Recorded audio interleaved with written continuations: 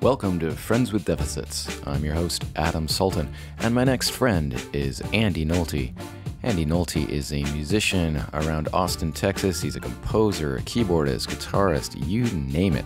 He currently plays with me in the Bowie tribute Super Creeps, as well as with Como Las Movies, the Strickland Band, and his own act, Andrew Nolte. I'll leave all of that information in our show notes. But for now, let's listen to my conversation with Andy Nolte and find out what all the fun is about. So what's that? What's the name of this thing? Oh God, I have to look at it on my phone every time. I've tried memorizing it just by describing, because it just describes what it is. It's like literally like if you were talking about riding a bicycle and you're like moving your legs in a circular motion across pedals. So what I have is voltage-gated potassium channel antibody-associated peripheral nerve hyperexcitability syndrome. And we're out of time, folks. It's literally exactly as it sounds. Like, what is it? It's exactly what I said. Like, what does it do? Exactly what I said. Man, one more time with feeling. We'll say it slowly so you can try to get your brain around what this is actually describing, because it's the whole condition in the name. Voltage-gated potassium channel antibody-associated peripheral nerve hyperexcitability syndrome. That's right, brought to you by voltage-gated potassium channel antibody-associated peripheral nerve hyperexcitability syndrome. That's insane. Yeah, it's a pretty ridiculous name. Yeah. They should have just called it Andy's thing. I could remember that. Oh, what's wrong with you? Andy's problem. Yeah, who else has got it? Just me. Just Andy. Me and 4 people in Switzerland. Yeah, it's a pretty interesting name. Yeah. Now let's get the origin story. All right. So this is diagnosis. How do we find out that I have voltage-gated potassium channel antibody-associated peripheral nerve hyperexcitability syndrome? Exactly. Where did this all start? I'm gonna try and drop that as many times as possible. Let me see it again. Now I have to read it. You got to get the soundbite. So how did you come down with voltage-gated potassium channel antibody-associated peripheral nerve hyperexcitability syndrome? Well, the first time I thought I might have voltage-gated potassium channel antibody-associated peripheral nerve hyperexcitability syndrome was when the doctor passed me a piece of paper that said that. And I said, "Can you please repeat that?" Okay, but I understand that. But let's, originally you had some symptoms that at the time you didn't realize were voltage-gated potassium channel antibody-associated peripheral nerve hyperexcitability syndrome. So I'm just curious about... Oh, what were the other what happened? Possible diagnoses? How do we find this out? The discovery. Yeah, the discovery. All right. How long ago? So this is interesting because a lot of these symptoms are very similar to other things that happen to a lot of musicians. So about 6 years ago, I started experiencing a lot of neuropathy in my hands and a lot of wrist problems. The sort of feeling that is generally associated with repetitive stress injuries, carpal tunnel, tennis elbow, all that kind of stuff. And so I assumed that it had something to do with playing the piano wrong, having my keyboards at the wrong height, holding my arm at the wrong position for too long, or playing improper form or something and banging something out with my wrist. And so I went to the doctor and checked it out, and they were like, "Oh, you should go and talk to a hand surgeon and have them look into it and see what's going on with your hands." And so they told me that I have an ulnar neuropathy, which is the funny bone, and it is the nerve that goes from your funny bone down to your pinky right there. And they were saying that basically I had an inflamed nerve that was causing all of this neuropathy problem, and that possibly physical therapy would make it better. Well, it didn't. Moving forward a little later, it starts getting worse, and it's really problematic. And I'm noticing it in the other hand too. And I'm losing more and more sensation in my fingertips, and it's like it's not coming back, and it's starting to get kind of alarming. Is it only happening when you're playing piano? No, it's not when I'm playing piano. It's just all the time. Like I'll be sitting around, I'll have a day off and hanging out with Max or something, or I would be, and I'd be holding him or something, and my arm would go asleep way too fast, like way faster than your arm normally falls asleep or your leg normally falls asleep. And that's what it started as. It was that tingly sensation of your limb falling asleep, mixed with some of that soreness that you get like when you have carpal tunnel, in your wrist. Everything that vibrates will send a shock wave up your arm that just kind of hurts. So I realize it's not that, it's hurting a lot more, and it starts to get to the point that it's loosening my strength in my hand, and I can't actually lift things. Like, if I play for a while, I'm exhausted as if I've been working out. And so, like, lifting a pitcher of tea and trying to pour a glass of tea would be exhausting and, like, hurt, and I would feel like I was going to drop it. I couldn't lift a cup like this, you know, like from the top of a glass or anything. I couldn't carry my amp. I couldn't play. We were trying to play TVC-15 one time, and I was trying to play the part. I've been playing this for years, and my right hand just stopped. It just would not do it. Like, there's no strength. Like, you try, like, there's just no strength in the fingers to get them to move. No matter how much you will it, they just will not lift and do what they're supposed to. They're just not working anymore. I'm like, well, that's not right. That wasn't the way it was a couple of years ago. This is getting really scary. So I eventually go to my primary care physician, and he's like, yeah, that's not anything I know about.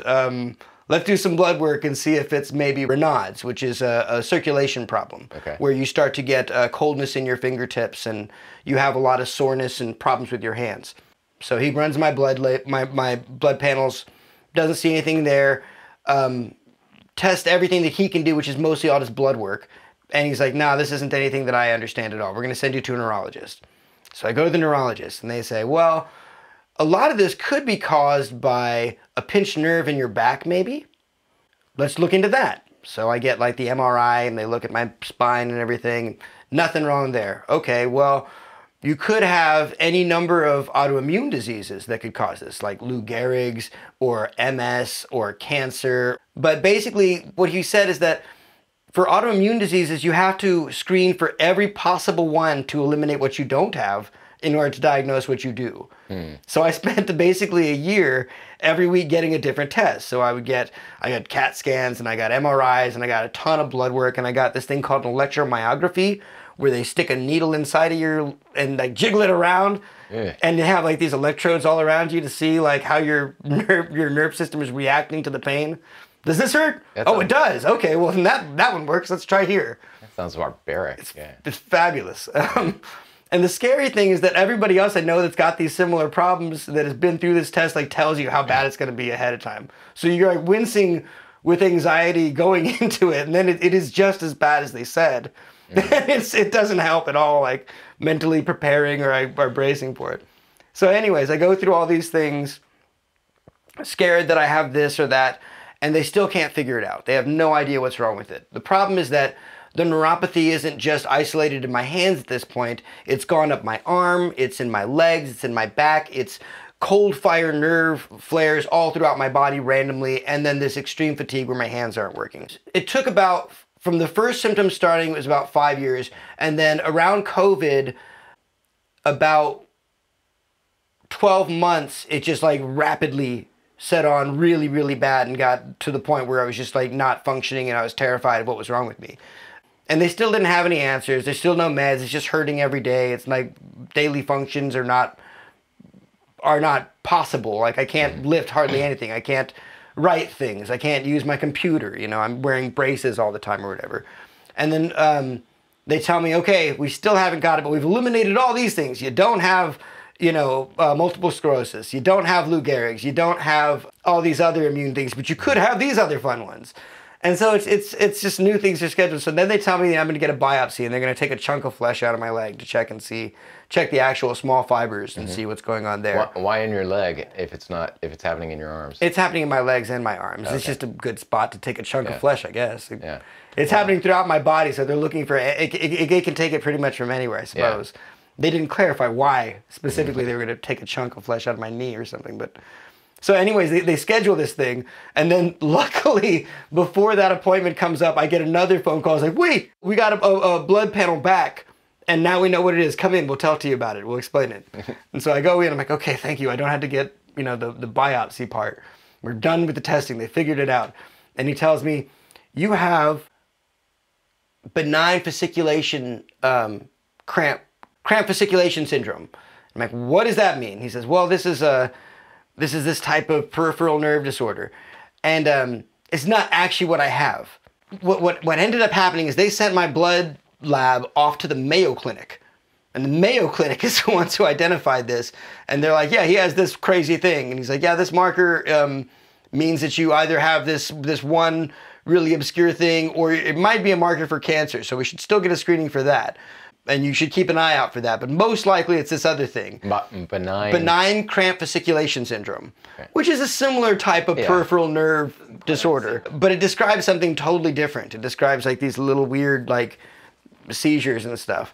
And I was baffled. The way he explained it to me was like, I don't understand this, but this is what they said you have, and this is the medicine that the computer tells me to give you. So we're going to give you that. And I'm like, cool, bro. And so he gives me this. Can I have your job? Right, exactly. I'm like, this is so confusing. Like, are you sure you're qualified to be making these decisions?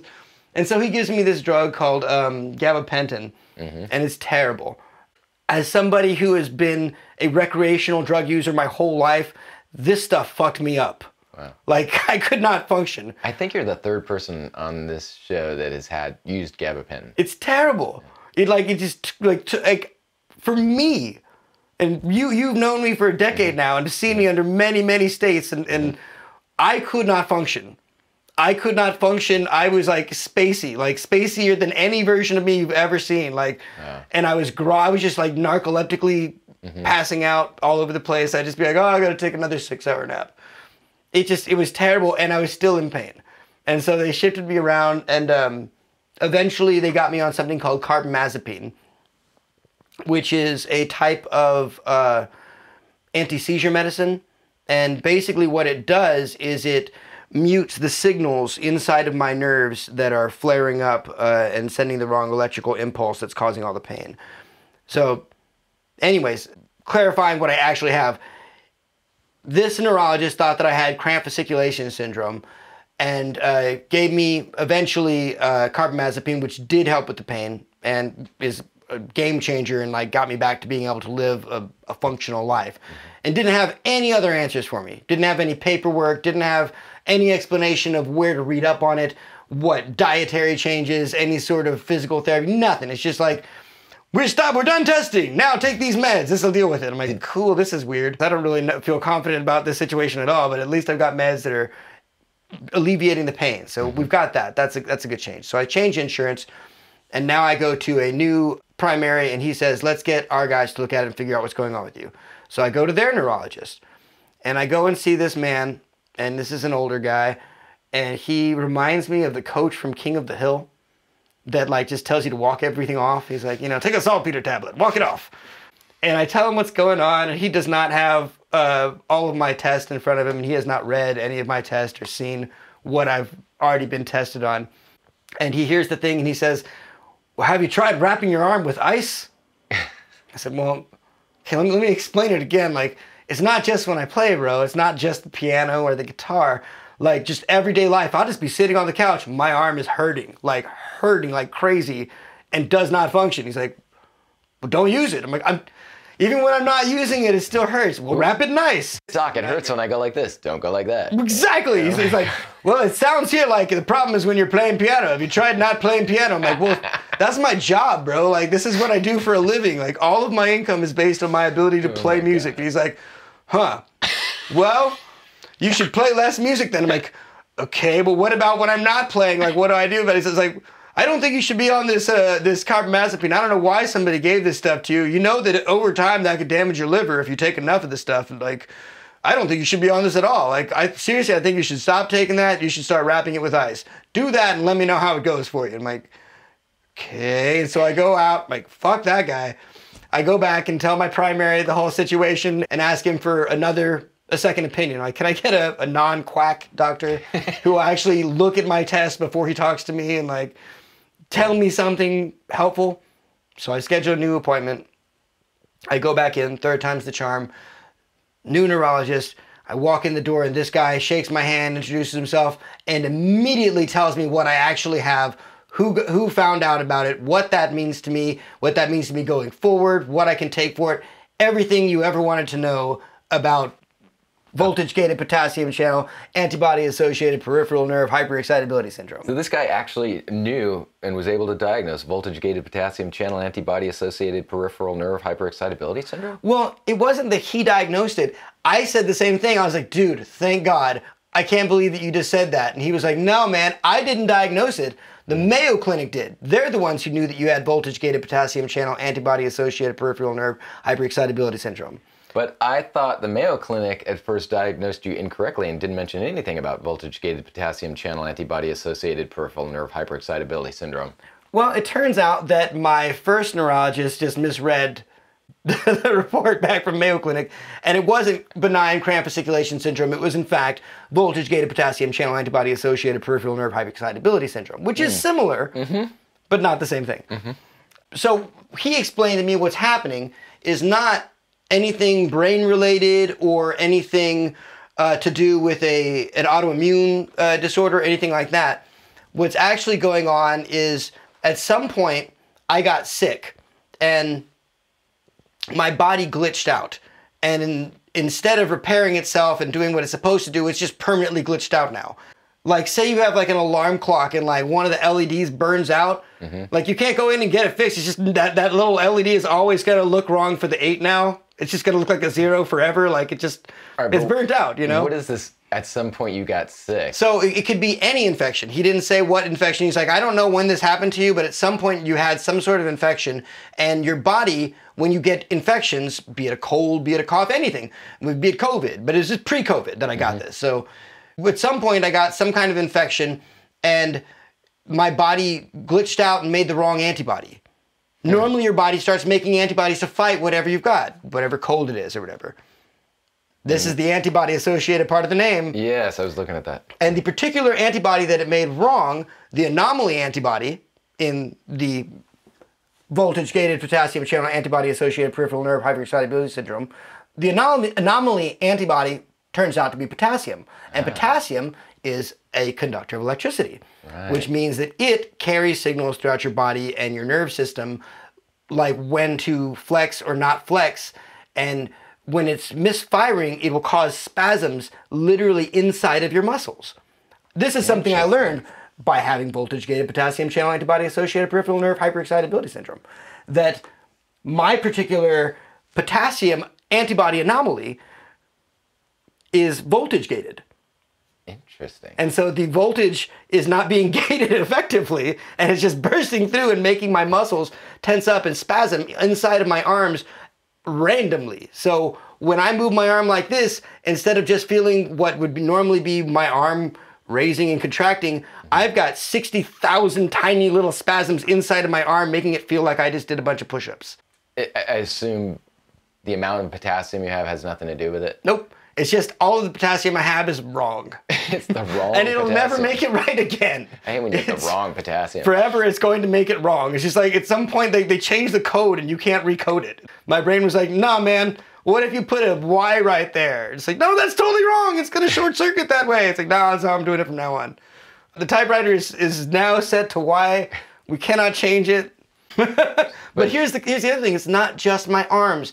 I just feel it most frequently in my arms because you use your arms for everything. Yeah. For everything in everyday life, just existing. Imagine how many scenarios having to hold your arm out comes into play. Yeah. Driving your car, getting the mail, using your computer, playing any of your instruments, opening a door, you know, anything at all is putting all this extra stress. So I feel it more there than I do everywhere else. And I got more extreme neuropathy in my arms and my hands than anywhere else because of that. But you're also seemingly pain-free. What's going on? Oh no, I am heavily sedated at all times. Really? Well, for example, right now I'm on carbamazepine, Cymbalta, and 100 milligram edible of THC. Okay. Some days it's 400 milligrams of THC. I consume an enormous amount of indica THC for pain management. You've always that's not really the painkiller. Oh no, but I didn't always like. You used to be able to talk to me and I would just like smoke a little bit. Right. And then I got into a lot of pain and now I'm like, I can eat like horse tranquilizers and it doesn't affect me anymore. Wow. But like that changed. You remember a point like when like I went from being like just casually smoking to like, holy shit, Andy's like eating like edibles all the time. I've always just imagined. It's just the same. Andy's. Yeah. Well, yeah, I started sedating more heavily and going beyond anxiety. So like I'm on Cymbalta for my anxiety. So I'm now it's all just pain management. What about, okay, what's the one, marzipan? No, what is No, it called? carbamazepine. Carbamazepine. So that's my anti-seizure drug. And is that the main one that's taking care of this? Yeah, that mutes a lot of stuff. So basically, if I just eat a fuck ton of ibuprofen and carbamazepine all the time, then I can mostly get by. But every so often, I have to just stop completely and recuperate. Like there's no better solution than rest. Okay. Like just being completely still and like doing nothing and letting your arms like recuperate and get strength up again. So if you actually didn't use your arms, you wouldn't feel the pain or it would go away? No, I'd still feel it if I didn't use my arms at all. Well, you know. And like somehow I had like people like feeding me and like providing all of my needs. Yeah. If I somehow could like just not do that, I would still need to take the meds to not be having these cold fire explosions everywhere. Nerve pain's a trip, man. It's really really bizarre. But basically I went from being like a daily like 7 or 8 on my pain scale to like a 2 or a 1. So now it's just like a dull hum that's just like kind of annoying, but like meh. Now what about the effects of the meds? Or long-term effects, if not short-term? I can take, right now I'm taking 400 milligrams every day, sometimes 800 milligrams of carbamazepine every day, and I can take up to 1400 a day. But it could do damage to my liver if I take it a full load of it for a long time. So every year I just have to do blood work to make sure it's not doing damage. Yeah. That's it. Has it been okay so far? I've got 0 negative side effects.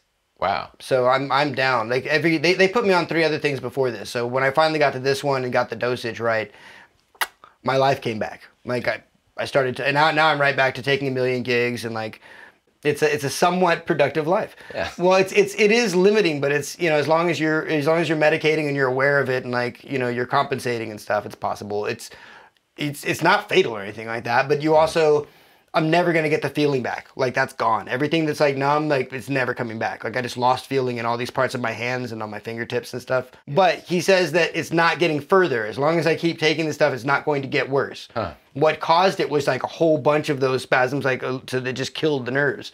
But it's partial in the sense of, I mean, you can still, you're playing piano and doing all that stuff. It's not like there's different types of nerves on the outside and in the center one. So like the superficial ones on the outside are just dead, but the ones on the inside still work. Yeah. So like I can still feel pressure when I touch the guitar, and I know that I'm playing guitar and I can feel it in my fingertips, but heat and cold I don't feel quite the same way as I'm supposed to. And that's all just in your right arm, or is it? It's all throughout, like everything. I just got like but specifically my fingertips in both hands, up the top of my hand, up this part of my right arm, and about to there on the left arm. All of that's just dead, like just gone. Like my thumb, like all of this is just, there's no feeling in any of this hand at all. Damn. It just vanished. Shit. But that was the panic. I was like, this is fucked. I'm not I'm not imagining this. Like, this is not like carpal tunnel. Like, something is very wrong. Like, please figure this shit out. Like, oh, it's something wrong, like, in you. I get it. I'm like, yes. What do I do about it? Like, I don't know. Yeah. So it was a weird year, like, of just trying to figure out what was wrong with me and constantly going back to the doctor and like, not this, not that. And then every week they tell you, well, you could have this scary thing. And you don't want to think about it because they didn't tell you have it. Yeah. So there's no reason to get, stressed about it. But in the back of your mind, you can't help but like, well, what would that mean if I do? Like, how would that affect my life, Have you heard about anybody else with voltage-gated potassium channel antibody-associated peripheral nerve hyperexcitability syndrome? Not even online, dude. If you look it up, search for this. Voltage-gated potassium channel antibody-associated peripheral nerve hyperexcitability syndrome. And basically all you get is research papers. There's the acknowledgement that this exists and is possible to happen. Like, that's about it. They're like, well, this is a thing that happens. Like, it's wild. It falls into a small community of very rare nerve disorders. Maybe this is sort of sending out a little smoke signal, like heads up, shout out to all you with voltage-gated potassium channel antibody-associated peripheral nerve hyperexcitability syndrome. Yeah, hey man. Check in and let us know. How you doing? You've got a friend here. Are you Andy also Nolte. Eating carbamazepine, and how much are you dosing, bro? Yeah. How's your daily pain level? Like, is it functional? Are you getting by? All right, here's a question I ask all my guests. What, if any, are the benefits of, in this case, voltage-gated potassium channel antibody-associated peripheral nerve hyperexcitability syndrome? Okay. This is a weird side effect. because of the fact that it like has been debilitating and crippling, like as far as like using my hands and like the way I play and stuff, the way I approach music and solos now is like a sushi chef or something. Like I'm like, this is all you get. This is what I'm going to prepare for you. Like I'll look at like I won't like just jump in and start running notes unless it's important or like I feel like I need to. Like unless I feel compelled to like dive in and just like pour like some 16th note run or something like that. Mm-hmm. It's always like I'm going to play right now just this one thing that's exactly the thing that I want for right there. Like I play with a lot of intent now. That's interesting. I play with I think a lot more about what I'm going to play before I play, and play like with what's the best way to communicate what I'm trying to do, rather than just like letting my hands have nothing to do with it anymore. Like there's nothing to do with muscle, because that shit hurts. There's no muscle memory or like what's fun to play, because nothing is fucking fun to play.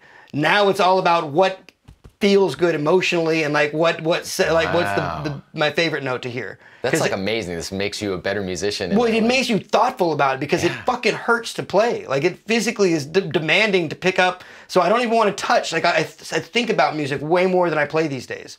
I write things down and I think about what I'm going to do, and then I'll play like the one time. Like no, like I'm not going to rehearse anything. I never fucking rehearse anything anymore. I write it down, I think about it, and then I'll go and do it, like on the day. At this point now, like I feel like if I just start playing with sound and doing stuff just like from like a musician standpoint, 9 times out of 10 I'm going to edit it out. The things that last, that I don't delete later, that I actually really enjoy, are the things that like I heard it in my head and then played it. Mm-hmm. Like the way, I think that's part of that whole Brian Eno approach of like the first take is the most honest, and like your just gut reaction to things, because it's not coming from here, it's coming from here.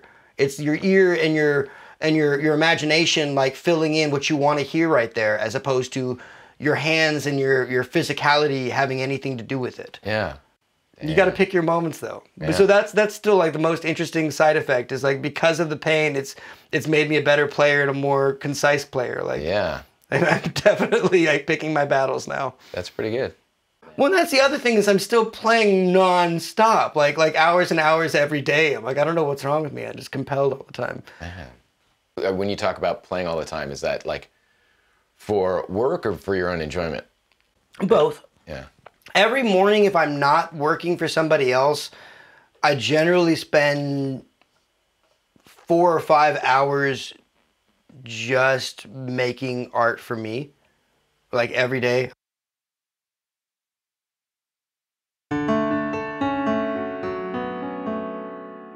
If you're living with voltage-gated potassium channel antibody-associated peripheral nerve hyperexcitability syndrome and don't know who to talk to, neither do I.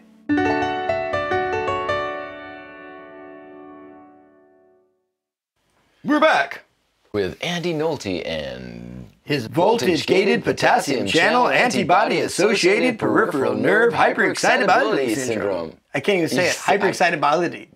Ability. What do I have? Voltage-gated potassium channel. It's really hard. This is really difficult. All right. 1, 2, 3. Voltage-gated potassium channel antibody-associated peripheral nerve hyperexcitability syndrome. Bingo. Give yourself a round of applause if you got through that. We got it. We're moving to the finals. I feel like you have to print this like flashing, like get it once, and have it like flying by the screen. Like, did you miss it? Here it comes again. Here's that name one more time. Oh, like that annoying phone number or something. Oh God. That's a tongue twister, man. Yeah, and like the funny thing though is, I mean, it really does just literally describe exactly what it is. Like, what do we call this thing? What does it do? Well, it's a problem with the voltage-gated potassium-associated antibody. And it's making issues with the peripheral nerve hyperexcitability. So it's like a syndrome of that. I think you just named it, Bill. Yeah, I think you got it. Look, man, I want to get a sandwich. It's time for lunch. Let's just call it whatever you just said. That's good. Exactly. Just move on from that. And I was thinking, like, you can't even, like, abbreviate I know, I saw, like... I just got VGPC, like, what does that even mean?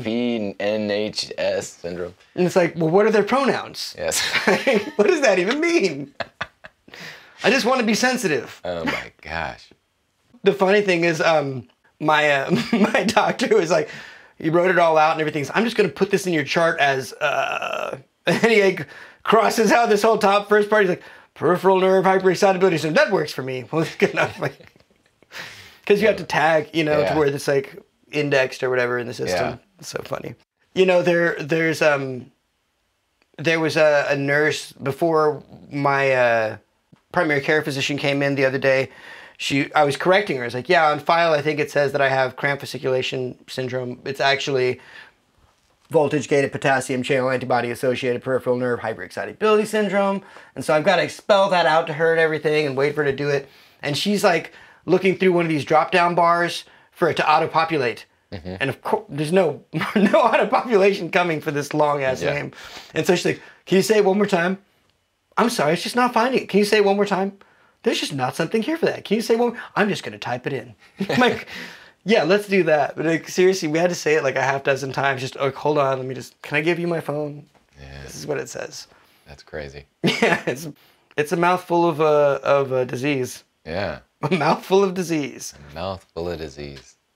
Nobody likes that. No. That's a common thing on your show, though. A mouthful of disease. Yeah, like, pretty much.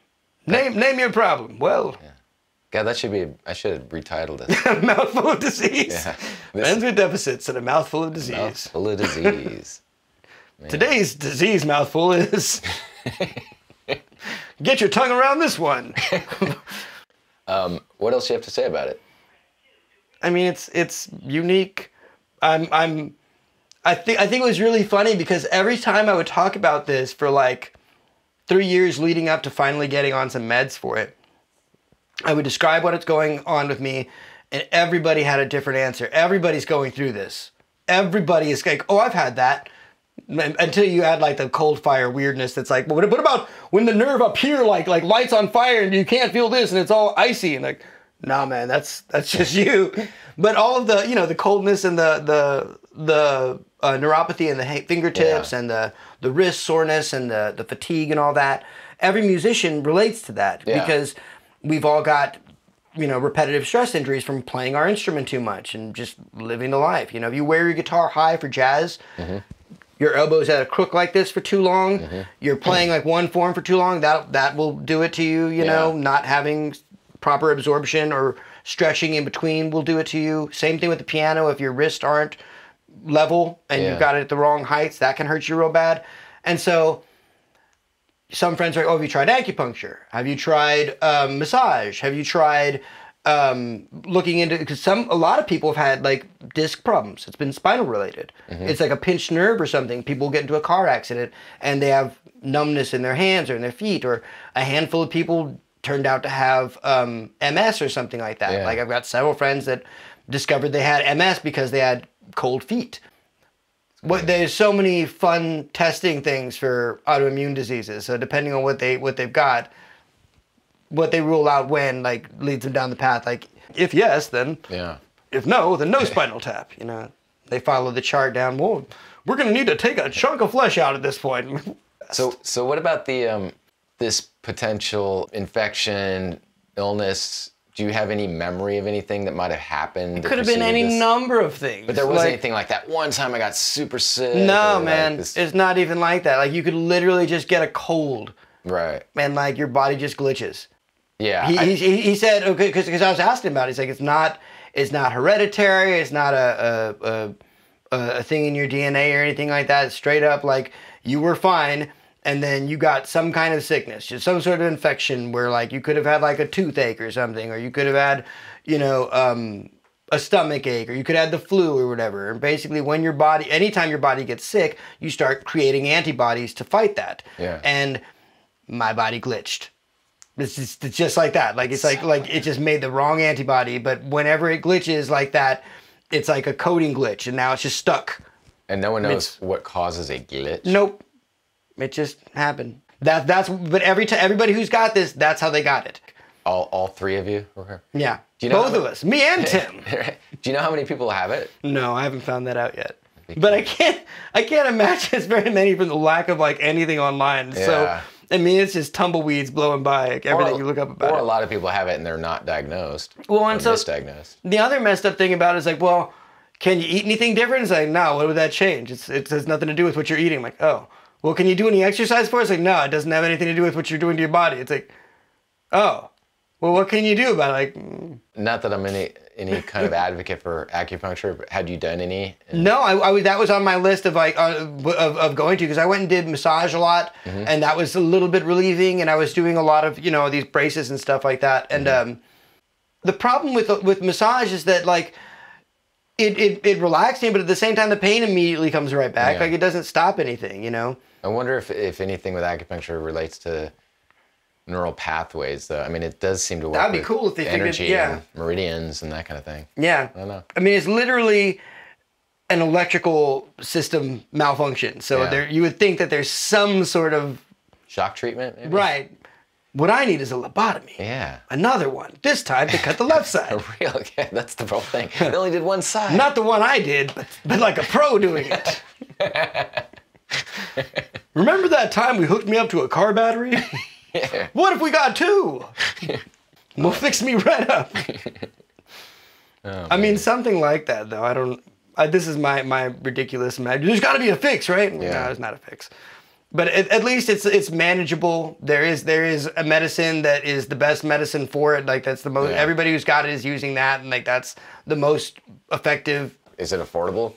Yeah, Insurance? it's super. Yeah, it's super cheap. That's great. And they give me a ton of it at a time. I can just like eat them like candy. And they're like, my neurologist is like, dude, you can, as long as you don't eat more than like 1,400 milligrams a day, you're good. I'm like, okay, good to know. Yeah. So I can just like, but like if I'm not experiencing too much pain, I can take less. Mm-hmm. If I want to take more, and I'm in dealing with a lot of like I know I'm going to be playing marathon gigs for 3 days, I can double down and stuff, and it doesn't matter. Yeah. Wow. And you don't notice any effects from it? Of the carbamazepine? Yeah. No, nothing. Wow. I've got 0 side effects from that one, so that's pretty dope. Aside from not like having the lack of use of my arms anymore, that's great. Yeah. It makes my arms work. That's about all I've got. That's pretty good. I still feel neuropathy and pain, but the biggest thing it does is it stops the cold fire. That was the most terrifying and fucking weird part of the whole thing, is that, like nerve pain, like if you've like ever broken a tooth or anything like that, like that, it just stabs straight through you, like a needle, like on the bone kind of pain, you know? It was like that, like in random spots. So like right here, like in your muscle grouping, you just have this stabbing, insane pain. And it doesn't fuck off. It just like stays there for like hours on end, like no matter what you're doing. Yeah. Or you get it in here, like in my forearm randomly. And there was nothing, I would take a bunch of ibuprofen and then take like Tylenol afterwards, just piggyback it, just take the max of everything. Mm-hmm. And so every day I was eating like 6 ibuprofen, like every day, like nonstop. And I haven't had to do that ever since I started this. Like, I've had like maybe twice where I burnt myself out after just working way too much and, playing grand pianos and like beating the hell out of like a Steinway or something with a lot of weight that you got the heavier keys and the grating. Yeah. That will wear you down. That's painful. Yeah. But like generally it's not that bad. Seriously though, like, because this happens to, like we said, every musician. If you are experiencing crazy neuropathy in your hands, don't put it off, because you could have some weird shit like this. Like, who knows? Like, it's very obscure, but it's not always carpal tunnel. So talk to a fucking doctor. Don't quick. Yeah, get help before it gets worse, because if you wait years, you will not feel your fingertips ever again. Get help before you have to say voltage gated potassium channel antibody associated peripheral nerve hyperexcitability syndrome. Fact. It's quite a mouthful. Mm-hmm. Mouthful of it's disease. A mouthful of disease. Well, all right. I'd like to thank once again Andy Nolte for sharing the longest named condition we've ever had on this podcast. And by the way, if you want to support this podcast, you should check out patreon.com/friendswithdeficits, patreon.com/friendswithdeficits, where you can be part of the community that helps support this show and keep it running, as well as hear outtakes and various goings-on of your hosts and other guests. And please do, once again, patreon.com/friendswithdeficits. And if you want to hear more about Andy, hear his music, you should check it out on Spotify and wherever else you get your music. And I'll leave links to his stuff and his upcoming gigs if he's got some, which I'm sure he does, in the show notes. And once again, thanks for listening. I'm Adam Sultan. And the only tagline I can think of today is voltage-gated potassium channel antibody associated peripheral nerve hyperexcitability syndrome. Good night.